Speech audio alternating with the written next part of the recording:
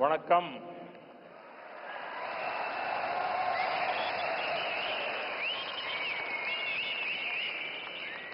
मंच पर विराजमान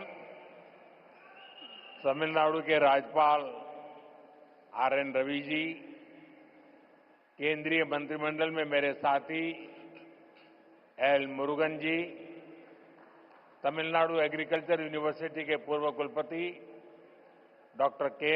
रामासामी जी, अलग अलग कृषि संगठनों से आए गणमान्य सभी महानुभाव, अन्य उपस्थित जनप्रतिनिधिगण, मेरे प्यारे किसान भाइयों और बहनों और देश भर में डिजिटल टेक्नोलॉजी के माध्यम से लाखों किसान हमारे साथ जुड़े हुए हैं। मैं यहां से उनको भी वणक्कम कहता हूं, नमस्कार कहता हूं। और सबसे पहले मैं आपकी भी और देश भर में जमा हुए मेरे किसान भाई बहनों की भी क्षमा मांगता हूं। मुझे आने में करीब करीब 1 घंटा देरी हो गई, क्योंकि मैं आज पुट्टपर्ती में सत्य साईं बाबा के कार्यक्रम में था, लेकिन वहां कार्यक्रम थोड़ा लंबा चल गया तो मुझे आने में विलंब हुआ। आप सबको जो असुविधा हुई, देश भर में मैं देख रहा हूं काफी लोग बैठे हैं, इसके लिए मैं आप सबकी क्षमा मांगता हूं। மேடையில் வீற்றிருக்கும் தமிழ்நாட்டின் ஆளுநர் ஆர்.என். ரவி அவர்களே, மத்திய அமைச்சரவையின் என்னுடைய சகாவான எல். முருகன் அவர்களே, தமிழ்நாட்டின் வேளாண் பல்கலைக்கழகத்தின் முன்னாள் துணைவேந்தர் முனைவர் கே. ராமசாமி அவர்களே, பல்வேறு விவசாய அமைப்புகளை சார்ந்த மதிப்பிற்குரிய மக்களே, வந்திருக்கின்ற மக்கள் பிரதிநிதிகளே, சகோதர சகோதரிகளே, வணக்கம். வணக்கம் உங்களுக்கு மட்டுமல்ல, இங்கு டிஜிட்டல் வழியாக பல்வேறு விவசாயிகள், நாட்டு மக்கள் எல்லோரும் இதை கண்டுகொண்டிருக்கின்றார்கள். அவர்களுக்கும் இந்த நாட்டு மக்களுக்கும் என்னுடைய நல்வணக்கங்களை தெரிவித்துக் கொள்கிறேன். மேலும் உரையை துவங்குவதற்கு முன்பாக உங்கள் அனைவரிடமும் சரி, நாட்டு மக்களிடமும் சரி, குறிப்பாக விவசாயிகளிடம் நான் என்னுடைய மன்னிப்பை கோர விரும்புகின்றேன். தவிர்க்க இயலாத ஒரு நிலையாக புட்டபர்த்தியிலே எனக்கு சற்று கால தாமதம் ஆகியபடியால் இங்கே உங்களை தாமசிக்க வேண்டி வந்திருக்கிறது. அதற்காகவும் உங்கள் மன்னிப்பினை நான் கோருகின்றேன். मैं जब पांडियन जी का भाषण सुन रहा था, मुझे लग रहा था अच्छा होता किसी ने मुझे बचपन में तमिल सिखाई होती तो मैं आज उस स्पीच का इतना आनंद ले सकता था, लेकिन मुझे वो सौभाग्य नहीं मिला। लेकिन जो कुछ मैं समझ पा रहा था, वो जलीकुट्टे के बात कर रहे थे, वे कोविड के समय जो कठिनाइयां हुई उसकी चर्चा कर रहे थे। लेकिन मैंने रवि जी को कहा है कि मुझे पांडियन जी के भाषण को हिंदी या अंग्रेजी में तैयार करके भेजे, मैं इसे पढ़ना चाहूंगा। लेकिन मैं उनकी भावना को पूरी तरह आत्मसात कर रहा था, मैं अनुभव कर रहा था, और मेरे लिए बहुत अच्छा पल था ये। நான் ஒரு முக்கியமான ஒரு விஷயத்தை உங்கள் முன்பாக பகிர விரும்புகின்றேன். பாண்டியன் அவர்கள் மிக அருமையாக உரையாற்றினார்கள். 10வது கைத்தட்டல். மேலும்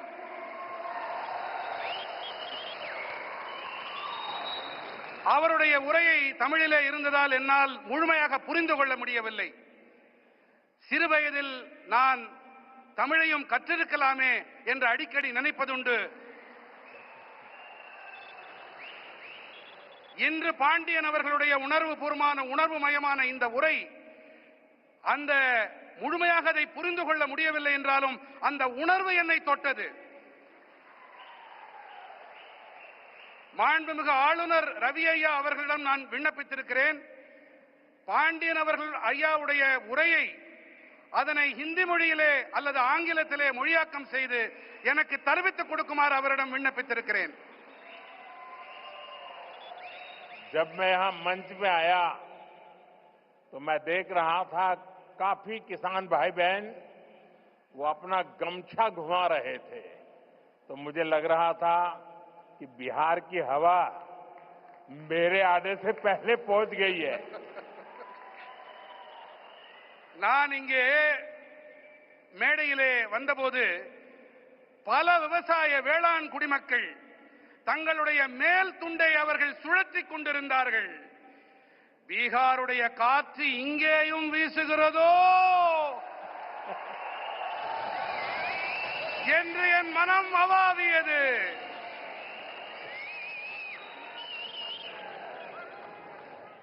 मेरे किसान भाई बहनों, कोयम्बटूर की इस पावन धरती पर सबसे पहले मैं मरुदमलई के भगवान मुरुगन को प्रणाम करता हूं। कोयम्बटूर कल्चर, कंपैशन और क्रिएटिविटी की भूमि है। ये शहर अपनी दक्षिण भारत की उद्यम शक्ति का पावर सेंटर है। கோயமுத்தூரின் இந்த புனிதமான மண்ணிலே மருதமலையில் குடிகொண்டிருக்கும் ஐயன் முருகனை நான் முதன்மையாக தலைவணங்குகின்றேன். கோயம்புத்தூர் என்பது கலாச்சாரம், கனிவு, கவின் படைப்பு திறன் ஆகியவற்றை தனக்கு சொந்தமாக்கிக் கொண்ட பூமி. இந்த நகரமானது தென் பாரதத்தின் தொழில் முனைவு ஆற்றலின் சக்தி பீடம். यहां का टेक्सटाइल सेक्टर देश की इकोनॉमी का बहुत बड़ा कंट्रीब्यूटर है और अब तो कोयम्बटूर एक और मायने में विशेष बन गया है। यहां के भूतपूर्व सांसद सीपी राधाकृष्णन जी अब उपराष्ट्रपति के तौर पर हम सबका मार्गदर्शन कर रहे हैं। இங்கே இருக்கும் ஜவுளித்துறை தேசத்தின் பொருளாதாரத்திற்கு பெரும் பங்களிப்பு அளிக்கக்கூடியது. மேலும் இப்போது கோயம்புத்தூர் மேலும் ஒரு காரணத்தால் சிறப்பு பெறுகிறது. இங்கே நாடாளுமன்ற உறுப்பினராக இருந்த சிபி ராதாகிருஷ்ணன் அவர்கள் இப்போது துணை குடியரசுத் தலைவராக நம் அனைவருக்கும் வழிகாட்டிக் கொண்டிருக்கின்றார். साथियों, नेचुरल फार्मिंग एक ऐसा विषय है जो मेरे दिल के बहुत करीब है। मैं तमिलनाडु के सभी किसान साथियों को south India natural farming summit के इस अभूतपूर्व आयोजन के लिए शुभकामनाएं देता हूं। और अभी मैं प्रदर्शनी देखने गया था। मुझे बहुत किसानों से बातचीत करने का सौभाग्य मिला और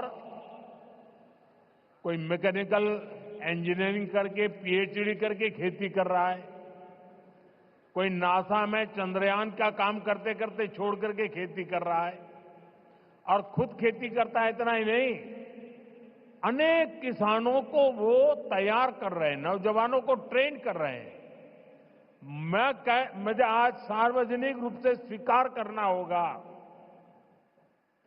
अगर मैं आज इस कार्यक्रम में न आया होता तो मैंने मेरी जिंदगी में बहुत कुछ गंवाया होता और आज मैंने यहां आकर के बहुत कुछ सीखा है। मैं अब मन से तमिलनाडु के किसानों की जो हिम्मत है, परिवर्तन को स्वीकार करने की उनकी जो ताकत है, उसको 100 सलाम करता हूं। நண்பர்களே, இயற்கை விவசாயம் என்பது விசேஷமான ஒன்று.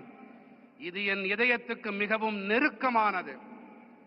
நான் தமிழ்நாட்டின் அனைத்து வேளாண் குடிமக்களுக்கும் நண்பர்களுக்கும் தென்னிந்திய இயற்கை விவசாய மாநாட்டின் பொருட்டு என் மனம் கனிந்த நல்வாழ்த்துக்களை தெரிவித்துக் கொள்கிறேன்.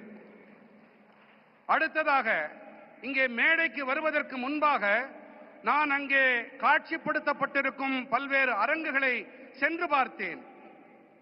ஒருவர் இயந்திர பொறியியலில் முனைவர் பட்டம் பெற்ற பிறகு விவசாயத்திற்கு வந்திருக்கிறார். ஒருவர் இஸ்ரோவை விட்டுவிட்டு அந்த வேலையை விட்டுவிட்டு இங்கே வேளாண் தொழிலை புரிய வந்திருக்கின்றார். இவர்களுடைய இந்த பணி கருத்தூக்கம் அளிக்க வல்லது. இவர்கள் மட்டும் கருத்தூக்கம் தங்களுக்கு அளித்துக் கொள்ளவில்லை, இவர்கள் மற்றவர்களுக்கும் உத்வேகம் அளிக்கின்றார்கள், அவர்களுக்கும் பயிற்சி அளித்து வேளாண் தொழிலை முன்னெடுத்து செல்லுகின்றார்கள், புதிய புதிய உத்திகளையும் வழிமுறைகளையும் கைக்கொண்டு.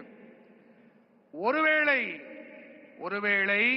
நான் இங்கே வாராது போயிருந்தால் நான் பல விஷயங்களை தெரிந்து கொள்ளாமல் போயிருப்பேன், என்னுடைய கற்றல் குறைந்து போயிருக்கும். இந்த வேளையிலே நான் தமிழ்நாட்டின் வேளாண் பெருமக்களுக்கு என்னுடைய மனம் நிறைந்த பாராட்டுக்களை உங்களுடைய துணிச்சலுக்காக காணிக்கையாக்குகின்றேன். यहां किसान भाई बहन, एग्रीकल्चर साइंटिस्ट, इंडस्ट्री से जुड़े साथी, स्टार्टअप और इनोवेटर्स सब एक साथ जुटे हैं. मैं आप सभी का बहुत बहुत अभिनंदन करता हूं. இங்கே வேளாண் சகோதர சகோதரிகளும் விவசாய அறிவியலாளர்களும் தொழில்துறையோடு இணைந்த நண்பர்களும் ஸ்டார்ட் அப்புகளும் புதுமைகள் கண்டுபிடிப்பாளர்களும் ஒன்றாக இணைந்திருக்கின்றார்கள். நான் உங்கள் அனைவருக்கும் என் வாழ்த்துக்களை தெரிவித்துக் கொள்ளுகின்றேன். साथियों, आने वाले वर्षों में मैं भारत की खेती में कई बड़े बदलाव होते देख रहा हूं. भारत नेचुरल फार्मिंग का ग्लोबल हब बनने के रास्ते पर है. हमारी बायोडायवर्सिटी एक नया आकार ले रही है. देश के युवा भी अब एग्रीकल्चर को एक मॉडर्न स्केलेबल अपॉर्चुनिटी के रूप में देख रहे हैं.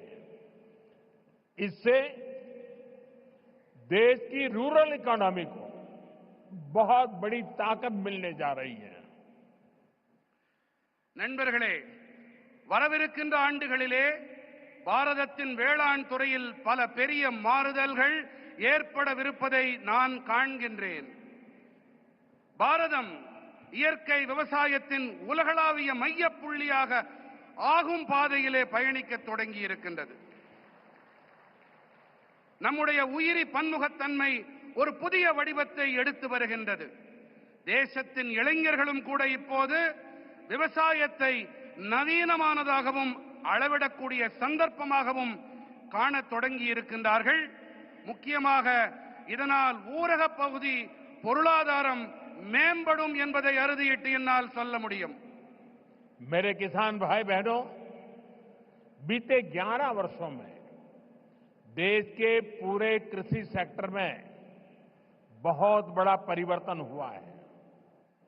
हमारा एग्रीकल्चरल एक्सपोर्ट करीब करीब 2 गुना हुआ है. खेती को आधुनिक बनाने के लिए सरकार ने किसानों को मदद देने का हर रास्ता खोला है. நண்பர்களே, கடந்த 11 ஆண்டுகளிலே தேசத்தின் ஒட்டுமொத்த வேளாண் துறையிலும் ஒரு மிகப்பெரிய மாற்றம் ஏற்பட்டிருக்கின்றது. நம்முடைய வேளாண் ஏற்றுமதி கிட்டத்தட்ட இரட்டிப்பாகி இருக்கிறது.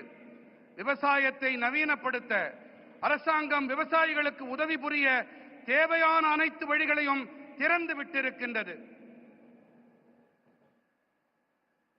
किसान क्रेडिट कार्ड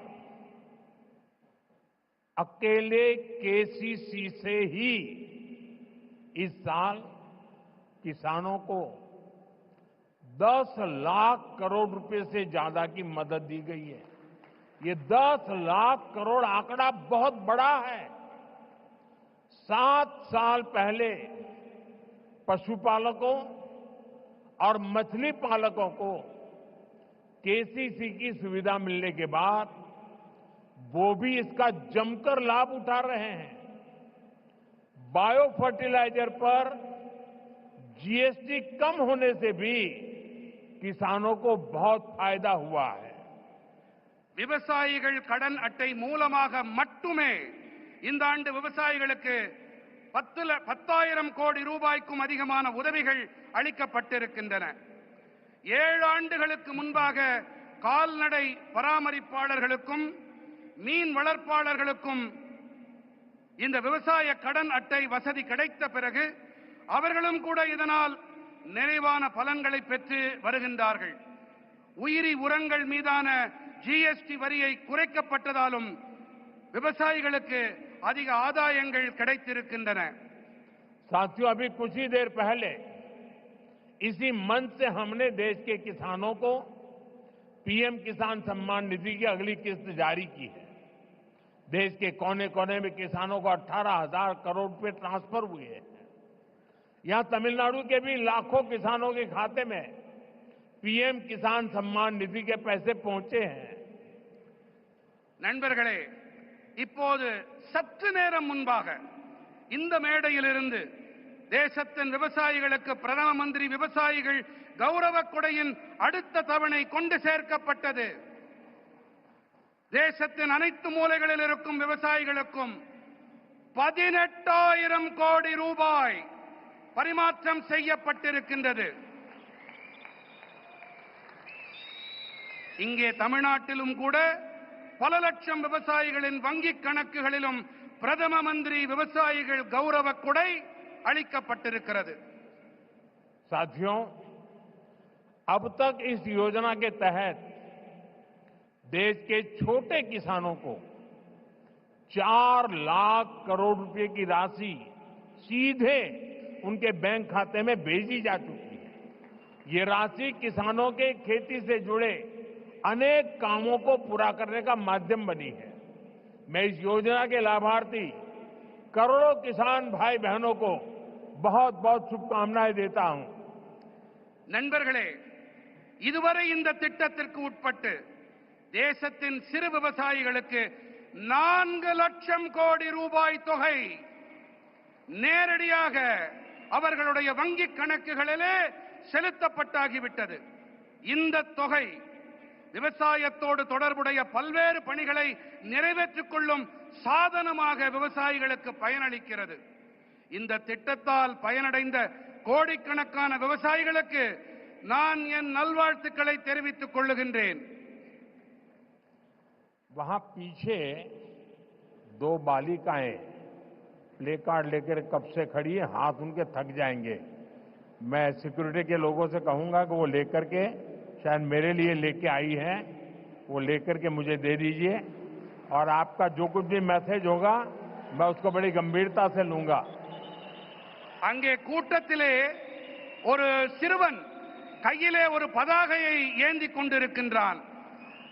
அந்த குழந்தையிடமிருந்து பாதுகாப்பு அமைப்பை சேர்ந்தவர்கள் அவர்கள் அந்த பதாகையை வாங்கி கொண்டு வாருங்கள். கண்ணா, அதுல என்ன எழுதி இருக்கோ அதை நான் சீரியஸா எடுத்துக்கிறேன், அத கருத்துல கொள்றேன் அப்படிங்கறத நான் தெரிவிச்சுக்கிறேன். उसको जरा कलेक्ट करके मेरे पास पहुंचा दीजिए। அதை யாராவது கொஞ்சம் சேகரிச்சிட்டு இங்க கொண்டு வாங்க. साथियों, थैंक यू बेटा, आप कब से हाथ ऊपर करके खड़े थे। साथियों, கண்ணா ரொம்ப நேரமா கைய அதை தூக்கிட்டே நின்னுட்டு இருந்த, ரொம்ப ரொம்ப நன்றி உனக்கு. साथियों, नेचुरल फार्मिंग का विस्तार आज 21वीं सदी की कृषि की मांग है। बीते कुछ सालों में मांग बढ़ने के कारण खेतों में एग्रीकल्चर से जुड़े कई सेक्टर्स में केमिकल्स का इस्तेमाल तेजी से बढ़ा है। நண்பர்களே, இயற்கை வேளாண்மையின் விரிவாக்கம் என்பது இன்று 21ஆம் நூற்றாண்டு வேளாண்மையின் தேவை. கடந்த சில ஆண்டுகளிலே தேவையின் அதிகரிப்பு காரணத்தாலே வயல்களிலே விவசாயத்தோடு தொடர்புடைய பல துறைகளிலே ரசாயனங்களின் பயன்பாடு விரைவாக அதிகரித்து வருகின்றது.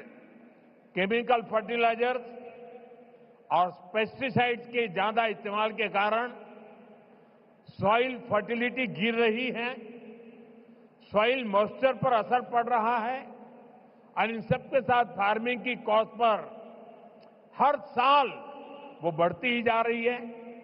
इसका सॉल्यूशन क्रॉप डाइवर्सिफिकेशन और नेचुरल फार्मिंग से ही संभव है। ரசாயன உரங்கள், பூச்சிக்கொல்லிகள் ஆகியவை அதிக அளவிலான பயன்படுத்தல் காரணமாக நிலத்தின் வளம் வீழ்ச்சியடைகிறது, மண்ணின் ஈரத்தன்மைக்கு பாதிப்பு ஏற்படுகிறது. மேலும் இவை அனைத்தோடு விவசாயத்தின் செலவினமும் ஒவ்வொரு ஆண்டும் அதிகரித்துக் கொண்டே இருக்கின்றது. இதற்கான தீர்வு என்னவென்று சொன்னால், பயிர்களின் பன்முகத்தன்மை மற்றும் இயற்கை வேளாண்மை மட்டுமே. साथियों, हमारी मिट्टी की फर्टिलिटी और क्रॉप में न्यूट्रिशनल रिवाइवल के लिए हमें नेचुरल फार्मिंग के रास्ते पर बढ़ना ही होगा। ये हमारा विजन भी है और हमारी जरूरत भी है। तभी जाकर हम अपनी आने वाली पीढ़ियों के लिए अपनी बायोडायवर्सिटी को संरक्षित रख पाएंगे। நண்பர்களே, நம்முடைய மண்ணின் வளத்தை பொருட்டும் பயிர்களின் ஊட்டச்சத்தின் மீள் உயிர்ப்பின் பொருட்டும் நாம் இயற்கை வேளாண்மை பாதையிலே முன்னேறியே ஆக வேண்டும். இதுவே நம்முடைய தொலைநோக்கு, இது நம்முடைய அத்தியாவசிய தேவையும் கூட. அப்போதுதான் நாம் நமது வரவிருக்கும் தலைமுறையினருக்கு நமது உயிரி பன்முகத்தன்மையை பாதுகாத்து அளிக்க முடியும். नेचुरल खेती हमें क्लाइमेट चेंज, मौसम में हो रहे बदलाव का सामना करने में मदद करती है। यह हमारी मिट्टी की सेहत को स्वस्थ रख सकती है और इससे लोगों को नुकसान करने वाले केमिकल से भी बचाया जा सकता है। आज का ये आयोजन इसी दिशा में एक बहुत बड़ी भूमिका निभाने जा रहा है। இயற்கை வேளாண்மையானது சூழல் மாற்றம், பருவநிலையில் ஏற்பட்டு வரும் மாற்றத்தை எதிர்கொள்ள நமக்கு பேருதவியாக இருக்கின்றது. இது நமது மண்ணின் நலத்தையும் ஆரோக்கியமாக வைத்திருக்க உதவுகின்றது. மேலும் இதனால் மக்களுக்கு தீங்கு விளைவிக்கும் வேதிப்பொருட்களிலிருந்து தற்காத்துக் கொள்ள முடிகின்றது. இன்றைய இந்த மாநாடு இந்த திசையினிலே மிகப்பெரிய பங்களிப்பை அளிக்க இருக்கின்றது. साथियों, हमारी सरकार भारत के किसानों को नेचुरल फार्मिंग के लिए भी बहुत प्रोत्साहन दे रही है। एक वर्ष पहले केंद्र सरकार ने national mission on natural farming की शुरुआत की थी। इससे लाखों किसान जुड़ चुके हैं। நண்பர்களே, நமது அரசாங்கம் பாரதத்தின் விவசாய பெருமக்கள் இயற்கை வேளாண்மையை மேற்கொள்ள நிறைய ஊக்கமளித்து வருகின்றது. ஓராண்டுக்கு முன்பாக மத்திய அரசு இயற்கை விவசாய தேசிய நோக்கினை தொடங்கி வைத்தது. இதன் காரணமாக லட்சோப லட்சம் விவசாயிகளால் ஒன்றிணைய முடிந்தது. इसका पॉजिटिव इम्पैक्ट खास तौर पर पूरे दक्षिण भारत पर में दिख रहा है। यहां आज तमिलनाडु में ही करीब 35,000 हेक्टेयर लैंड पर ऑर्गेनिक और नेचुरल फार्मिंग हो रही है। இது ஏற்படுத்திய ஆக்கப்பூர்வமான தாக்கத்தை குறிப்பாக மொத்த தென் பாரதத்திலும் நன்கு காண முடிகிறது. இங்கே தமிழ்நாட்டிலும் கூட சுமார் 35,000 ஹெக்டேர் அளவு நிலத்தில் இயற்கை வேளாண்மை மேற்கொள்ளப்பட்டு வருகின்றது. साथियों, नेचुरल फार्मिंग भारत का अपना स्वदेशी विचार है। यह हमने कहीं से इंपोर्ट नहीं किया है, यानी हमारी ट्रेडिशन से जन्मा है। हमारे पूर्वजों ने तपस्या करके इसको तैयार किया है और ये हमारे पर्यावरण के अनुकूल है। நண்பர்களே, இயற்கை வேளாண்மை பாரதத்தின் சொந்தமான சுதேசி கருத்து. இதை நாம் எங்கிருந்தும் யாரிடமிருந்தும் பெறவில்லை, இறக்குமதி செய்யவில்லை. அதாவது இது நமது பாரம்பரியத்தில் பிறந்தது, நம்முடைய சுற்றுச்சூழலுக்கு உவப்பானது, உகந்தது. मुझे खुशी है कि दक्षिण भारत के किसान प्राकृतिक खेती की परंपराओं जैसे पंचगव्य, जीवामृत, बीजामृत, आच्छादन आदि को निरंतर अपनाए हुए हैं। ये परंपराएं मिट्टी का स्वास्थ्य बेहतर रखती हैं, फसलों को केमिकल मुक्त रखती हैं और इनपुट कॉस्ट बहुत कम कर देती है। தென்னிந்தியாவின் விவசாயிகள் இயற்கை வழி வேளாண்மையின் பாரம்பரியங்களான பஞ்சகவ்யம், ஜீவாமிர்தம், பீஜாமிர்தம், ஆச்சாதன் போன்றவற்றை நிரந்தரமாக உள்வாங்கிக் கொண்டிருக்கின்றார்கள் என்பது எனக்கு மட்டற்ற மகிழ்ச்சியை அளிக்கிறது. साथियों, नेचुरल फार्मिंग के साथ हम अगर श्री अन्न मिलेट्स की पैदावार जोड़ते हैं तो ये भी धरती मां की रक्षा में अहम भूमिका निभाते हैं। நண்பர்களே, இயற்கை வேளாண்மையோடு கூடவே நாம் ஸ்ரீ அன்னம் அதாவது சிறுதானியங்கள் பயிர் செய்வதையும் இணைக்க வேண்டும். இவை நம்முடைய இந்த பூமித்தாயின் பாதுகாப்பிற்கு சிறப்பான பங்களிப்பினை அளிக்கின்றது. तमिलनाडु में तो भगवान मुरुगन को शहद और श्री अन्न से बने तेनम तिनई मावुम उसका भोग लगाया जाता है। तमिल रीजन्स में कंबू और सामई, केरला कर्नाटका में रागी, तेलुगु भाषी राज्यों में सज्जा और जोन्ना ये पीढ़ियों से हमारे खान पान का हिस्सा रहे हैं। நம்முடைய தமிழ்நாட்டிலே முருகப்பெருமானுக்கு தேனும் தினைமாவையும் நிவேதன பொருட்களாக நாம் படைக்கின்றோம். தமிழ்நாட்டிலே கம்பும் சாமையும், கேரளத்திலே ராகி, தெலுங்கு பேசும் பகுதிகளிலே சஜ்ஜா மற்றும் ஜொன்னா ஆகியவை பல தலைமுறைகளாக நம்முடைய உணவு பழக்கத்தோடு ஒன்று கலந்தவை. हमारी सरकार का प्रयास है कि हमारा ये सुपर फूड दुनिया भर के बाजारों तक पहुंचे और वैश्विक बाजार में इनकी पहुंच बढ़ाने में natural farming, chemical free farming को भी इसकी भी बहुत बड़ी भूमिका है। इसलिए मैं समझता हूं इस समिट में इससे जुड़े प्रयासों पर भी अवश्य चर्चा होनी चाहिए।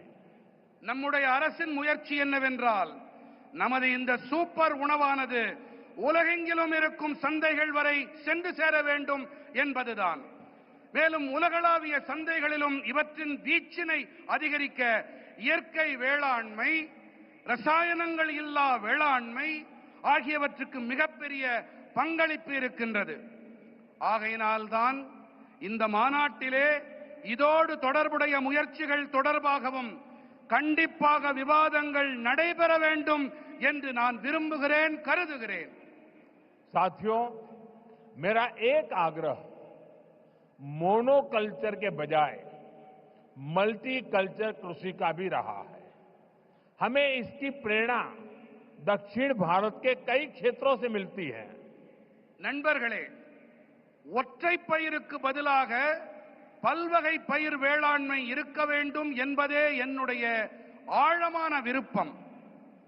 இதற்கான கருத்தூக்கம், உத்வேகம் தென் பாரதத்தின் பல பகுதிகளில் இருந்து நமக்கு கிடைக்கின்றது. अगर हम केरला या कर्नाटका के हिली एरियाज में जाए तो हम मल्टी स्टोरी एग्रीकल्चर के उदाहरण दिखते हैं। एक ही खेती में नारियल, सुपारी और फ्रूट प्लांट्स होते हैं।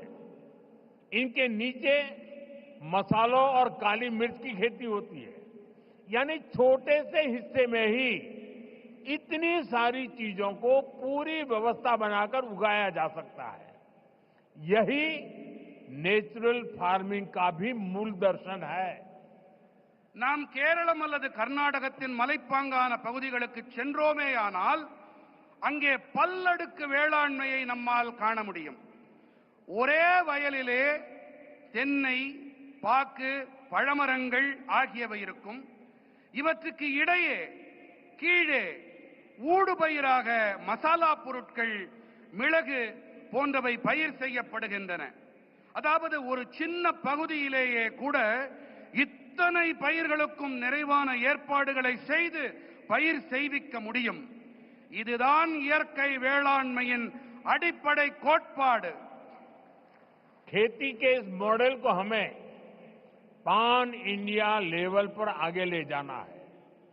मैं राज्य सरकारों से भी कहूंगा कि वो इस पर विचार करें कि कैसे हम इन प्रैक्टिस को देश के अलग अलग भूभागों में लागू कर सकते हैं। விவசாயத்தில் இந்த மாதிரியை நாம் இந்தியா நடுக கொண்டு செல்ல விரும்புகின்றோம். இதன் மீது கவனத்தை செலுத்த வேண்டும் என்று நான் மாநில அரசுகளிடம் வேண்டிக் கொள்ளுகின்றேன். அதாவது எப்படி இந்த வழிமுறைகளை தேசத்தின் பல்வேறு பகுதிகளிலும் அமல் செய்வது என்பதை நாம் ஆராய வேண்டும். साथियों, साउथ इंडिया एग्रीकल्चर की एक लिविंग यूनिवर्सिटी रहा है। इसी भूभाग पर दुनिया के सबसे पुराने फंक्शनिंग डैम्स बने। यहां 13वीं सेंचुरी में कलिंग रायन कैनाल बनी। यहां के मंदिरों के तालाब डिसेंट्रलाइज्ड वाटर कंजर्वेशन सिस्टम का एक मॉडल बने। நண்பர்களே, தென்னிந்தியா விவசாயத்தின் ஒரு வாழும் பல்கலைக்கழகமாக இருந்து வருகின்றது. இந்த பகுதியிலே உலகத்தின் மிக பழமையான, இன்றும் கூட செயல்பட்டு வரும் அணைகள் உருவாக்கப்பட்டிருக்கின்றன. இங்கே 13ஆம் நூற்றாண்டைச் சேர்ந்த கலிங்கராயன் கால்வாய் உருவாக்கப்பட்டது. இங்கே இருக்கும் ஆலயங்களில் அமைந்த பரவலாக்கப்பட்ட நீர் பராமரிப்பு முறைகள், குளங்கள், அவை ஒரு மாதிரி ஆயின.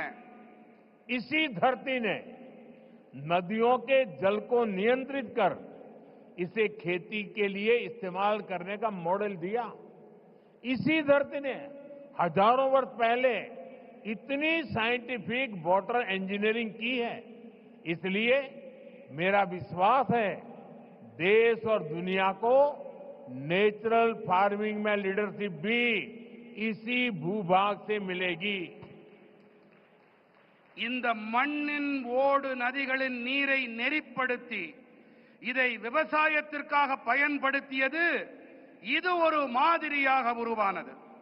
இந்த மண்ணில் ஆயிரக்கணக்கான ஆண்டுகளாக அறிவியல் பூர்வமான நீர் பொறியியல் மேற்கொள்ளப்பட்டு வருகின்றது.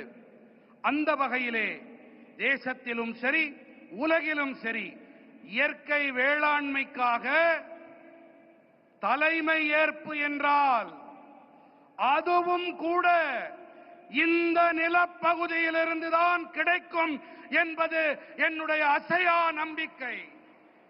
साथियों, विकसित भारत के लिए एक फ्यूचरिस्टिक एग्रीकल्चर इकोसिस्टम बनाने के लिए हम सभी को एक साथ मिलकर काम करना होगा। நண்பர்களே, வளர்ச்சியடைந்த பாரதத்திற்காக வருங்கால விவசாய சூழல் அமைப்பினை உருவாக்குவதற்காக நாம் அனைவரும் இணைந்து பணிபுரிய வேண்டும். मैं देश भर के मेरे किसान भाई बहनों को, तमिलनाडु के मेरे किसान साथियों से कहूंगा कि आप 1 एकड़ 1 सीजन से शुरुआत करें। यानी आप एक सीजन में 1 एकड़ भूमि पर अपने खेत में 1 एकड़, एक कोने में नेचुरल फार्मिंग करके देखें। वहां से जो नतीजे मिलेंगे उनके आधार पर आप दूसरे साल और ज्यादा करें, तीसरे साल और ज्यादा करें और आप आगे बढ़े। நான் நம்முடைய தேசத்தின் விவசாயிகளாகட்டும், இங்கே தமிழ்நாட்டின் விவசாய பிரதிநிதிகளாக இங்கே கூடியிருக்கும் வேளாண் துறை சகோதர சகோதரிகளாகட்டும், நீங்கள் அனைவரும் 1 ஏக்கர் 1 பருவம் என்பதிலிருந்து தொடங்குங்கள். அதாவது நீங்கள் ஒரு பருவ காலத்தில் 1 ஏக்கர் நிலத்தில் இயற்கை விவசாயம் செய்வதை தொடங்குங்கள். அதிலிருந்து உங்களுக்கு என்ன பலன்கள் என்ன விளைவுகள் கிடைக்கிறதோ அதை பொறுத்து விரிவாக்கம் செய்யுங்கள் என்று நான் என்னுடைய விவசாய சகோதர சகோதரிகளிடம் கேட்டுக்கொள்ளுகின்றேன். मैं सभी साइंटिस्ट और रिसर्च इंस्टीट्यूशन से भी आग्रह करूंगा कि नेचुरल फार्मिंग को एग्रीकल्चर करिकुलम का मुख्य हिस्सा बनाएं। आप गांव में जाकर किसानों के खेत को अपनी लैब बनाएं। हमें हर हाल में नेचुरल फार्मिंग को साइंस बैक्ड मूवमेंट बनाना होगा। இயற்கை விவசாயத்தை வேளாண் பாடத்திட்டத்தில் முக்கியமான பங்காக ஆக்குங்கள். கிராமங்களுக்கு சென்று விவசாயிகளின் வயல்களை உங்களுடைய பரிசோதனை கூடங்களாக ஆக்குங்கள் என்று நான் அனைத்து அறிவியலாளர்களிடமும் ஆய்வு நிறுவனங்களிடமும் வேண்டிக் கொள்ளுகின்றேன். நாம் எப்படியாவது நாம் இயற்கை விவசாயத்தை அறிவியல் சார்புடைய இயக்கமாக आक वेंडुम। नेचुरल फार्मिंग के इस अभियान में राज्य सरकारों और एफपीओज की बड़ी भूमिका और बहुत बड़ी भूमिका है। बीते कुछ सालों में देश में 10,000 किसान उत्पाद संघ एफपीओज बने हैं। இயற்கை விவசாயத்தின் இந்த இயக்கத்திலே மாநில அரசுகள் மற்றும் விவசாயிகள் உற்பத்தியாளர் சங்கங்களின் பங்களிப்பு மகத்தானது. கடந்த சில ஆண்டுகளிலே தேசத்தில் 10,000 விவசாயிகள் உற்பத்தியாளர் அமைப்புகள் உருவாகி இருக்கின்றன. एफपीओ के सहयोग से हम किसानों के छोटे छोटे समूह क्लस्टर्स बनाए, वहीं पर सफाई, पैकिंग, प्रोसेसिंग की सुविधा दें और इनेम जैसे ऑनलाइन बाजार से सीधे जोड़े। इससे प्राकृतिक खेती से जुड़े किसानों को और लाभ होने की संभावना होगी। விவசாயிகள் உற்பத்தியாளர்கள் சங்கங்களின் உதவியோடு நாம் விவசாயிகளின் சின்ன சின்ன குழுக்களை உருவாக்கி இருக்கின்றோம். அவர்களுக்கு சுத்தப்படுத்தல், பேக்கிங், பதப்படுத்தல் வசதிகளை செய்து தர வேண்டும். மின்னணு சந்தை போன்ற இணையவழி சந்தைகளோடு நேரடியாக இணைக்க வேண்டும். இதன் வாயிலாக இயற்கை வேளாண்மையோடு இணைந்த விவசாயிகளுக்கு மேலும் லாபம் கிடைக்கும் சாத்தியக்கூறுகள் உண்டாகும். जब हमारे किसान का पारंपरिक ज्ञान, विज्ञान की ताकत और सरकार का समर्थन तीनों जुड़ जाते हैं तो किसान भी समृद्ध होगा और हमारी धरती मां भी स्वस्थ रहेगी। நமது விவசாயிகளின் பாரம்பரியமான ஞானம், அறிவியலின் பலம், அரசாங்கத்தின் ஆதரவு ஆகிய இந்த மூன்றும் இணையும் போது விவசாயிகளும் வளம் பெறுவார்கள், தன்னிறைவு அடைவார்கள். அதோடு கூடவே நம்முடைய பூமி தாயும் ஆரோக்கியமாக இருக்கின்றாள். साथियों, मेरा पक्का विश्वास है ये समिट और खास करके हमारे किसान भाई बहनों ने जो नेतृत्व दिया है, इस समिट से देश में नेचुरल फार्मिंग को एक नई दिशा मिलने वाली है। यहां से नए आइडियाज, नए सॉल्यूशंस निकलेंगे। इसी उम्मीद के साथ मैं आप सभी को फिर से बहुत बहुत शुभकामनाएं देता हूं। बहुत बहुत धन्यवाद। எனக்கு ஒரு நம்பிக்கை இருக்கின்றது, மிகப்பெரிய நம்பிக்கை. அது என்னவென்று சொன்னால், இங்கே ஆர்வத்தோடு இந்த மாநாட்டிலே பங்கெடுப்பதற்காக வந்திருக்கும் வேளாண் பெருமக்களும் சரி, உங்களுக்கு தலைமை ஏற்று நடத்தி கொண்டிருக்கும் இந்த தகைமையாளர்களும் சரி, இவர்கள் காரணமாக இந்த மாநாடு தேசத்தின் இயற்கை வேளாண்மைக்கு ஒரு புதிய திசையை காட்டும் இங்கிருந்து உருவாகும் புதிய கருத்துக்கள், எண்ணங்கள் மூலமாக புதிய தீர்வுகள் பிறக்கும். இந்த நம்பிக்கையோடு உங்கள் அனைவருக்கும் பல பல நல்வாழ்த்துக்களை தெரிவித்துக் கொள்கிறேன். நன்றி. मेरे साथ बोलिए भारत माता की, भारत माता की, भारत माता की। बहुत बहुत धन्यवाद।